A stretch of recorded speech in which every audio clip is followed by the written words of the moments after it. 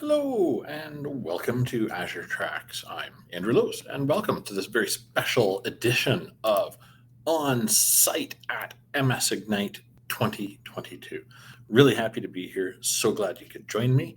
Let's take a bit of a look at some of the top finds that we've had so far in kind of the infrastructure area. I have kind of my top five that I want to talk about in our little kind of quick recording here.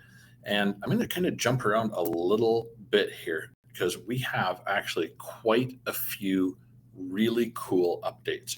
So the first one that I want to share here just on the screen with everybody is premium SSD storage is now generally available for all of us in Azure as of today. So this is high performance storage geared really for applications that need a SQL data.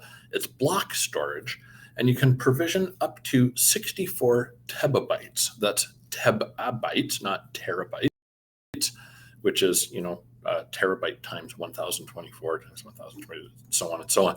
But you get 80,000 IOPS with this kind of premium SSD V2 storage.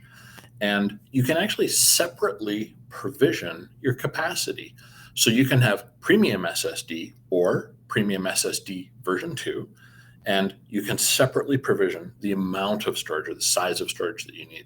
The other really awesome thing that is very important about this update is you get incremental snapshots. So that is really, really cool. And of course, the next thing that I want to talk about is predictive autoscale for virtual machine scale sets. So this leverages machine learning so that it predicts based on CPU load when it's going to need to scale out your virtual machine scale set.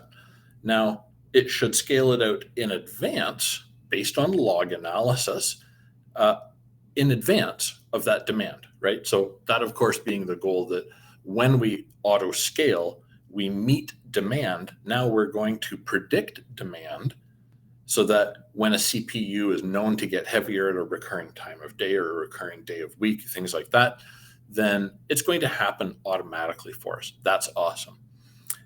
Now, the third update that I thought was really cool, and of course I scroll a little bit too far, is the Azure Monitor log updates to enable cost optimization is now in GA as well.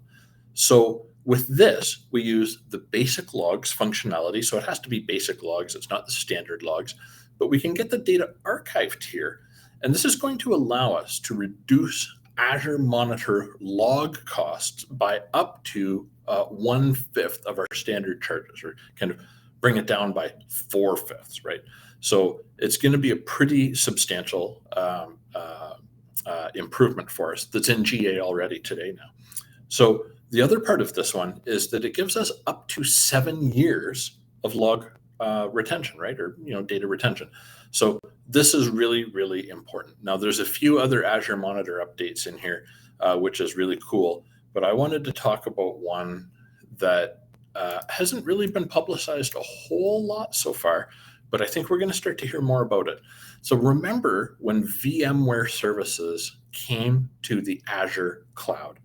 So when we provision AVS, we get to kind of extend our data center, our VMware data center, and those services that we consume, and create another site, and we can replicate and extend into Azure on, basically an on-demand kind of a system. Now, Nutanix clusters is now part of the Azure family as well. This is a really huge announcement. So now we can have Nutanix extend into our Azure data center with no retooling. So the same kind of way we're used to consuming Nutanix, we can still extend and manage. And of course, to kind of further support that full hybrid model, we can now extend our Azure data services using Azure Arc-enabled Kubernetes clusters using the Nutanix platform as well.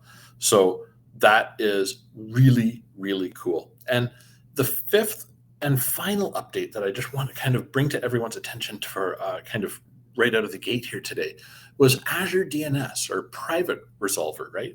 So cloud native, it's of course it's zero maintenance, reliable and secure DNS, right? And it's a service to resolve and conditionally forward DNS queries from our VNets on-prem or to other DNS servers without having to create and manage a custom DNS solution. So we can consume this as part of kind of a cloud-based service, right? And this is a really big improvement. Of course, it makes it DevOps friendly, and it makes it easy for us to roll out quick test scenarios, but also start to integrate this into our production environments. So that's really kind of the meat and potatoes of what I had for everybody today here. And I just want to thank you again for joining me. If you want, give a quick follow on at AzureTracks. You can find me on Twitter and LinkedIn and kind of all the things. And we'll be back again, and we'll have some more updates again tomorrow. And of course, we'll do a full Book of Ignite analysis kind of towards the end of the week again here. So stay tuned. Thanks again for joining me, and make sure you tune in to all the MS Ignite 2022 sessions available online. Absolutely amazing this year. Thanks again.